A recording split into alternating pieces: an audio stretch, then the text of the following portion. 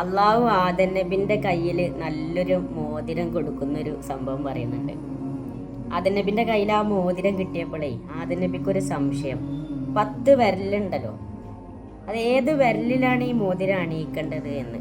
അങ്ങനെ ഓരോ വിരലുകളും തർക്കിച്ചുകൊണ്ട് മുന്നോട്ട് വന്നു അത്രേ. ഇന്റെ വിരലിലണിക്ക്, ഇന്റെ വിരലിലണിക്കെന്ന് പറഞ്ഞിട്ട്. ഇപ്പൊ കാലല്ലേ ഇബ്ഹാമു തള്ള വിരല് പറഞ്ഞു അത്രേ, ഞാൻ വിരലുകളുടെ കൂട്ടത്തിലൊക്കെ മുൻഫരിതായ ഒറ്റപ്പെട്ട് നിൽക്കുന്ന ഒരു വിരലല്ലേ, ഞാനാണ് അതിന് യോഗ്യനെന്ന് തള്ളവിരല് പറഞ്ഞു അത്രേ. വക്കാലത്ത് സബ്ബാബത്തുൻ ചൂണ്ടുവിരല് പറഞ്ഞു അത്രേ, അന അഹക്കുബിഹി ഞാനാണ് അതിന് യോഗ്യന്, ഞാൻ തസ്ബീഹ് വിരലല്ലേ എന്ന്. വക്കാലത്തിൽ ഉസ്ത നടുവിരല് പറഞ്ഞു അത്രേ, അന അഹക്കുബിഹി ഞാനാണ് അതിന് യോഗ്യനെന്ന്. അങ്ങനെ ഓരോ വിരലുകളും അവകാശവാദം പറഞ്ഞിട്ട് മുന്നോട്ട് വന്നു അത്രേ. ബിൻസർ വിരല് പറഞ്ഞു അത്രേ, ഇതിന്റെ പേര് ബിൻസർ എന്നാണ്. ഈ മോതിര വിരല് പറഞ്ഞു അത്രേ, ഞാനാണ് അതിന് യോഗ്യനെന്ന്. പക്ഷെ ഒരു വിരല് മാത്രം പുറകോട്ട് നിന്നു.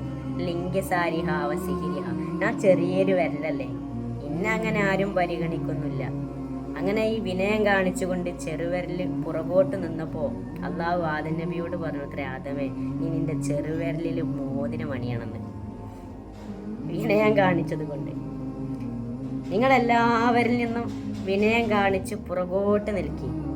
എന്നാൽ അള്ളാഹു എല്ലാവരെക്കാട്ടിലും മുമ്പിലേക്ക് നിങ്ങളെ തള്ളി കൊണ്ടുപോകും.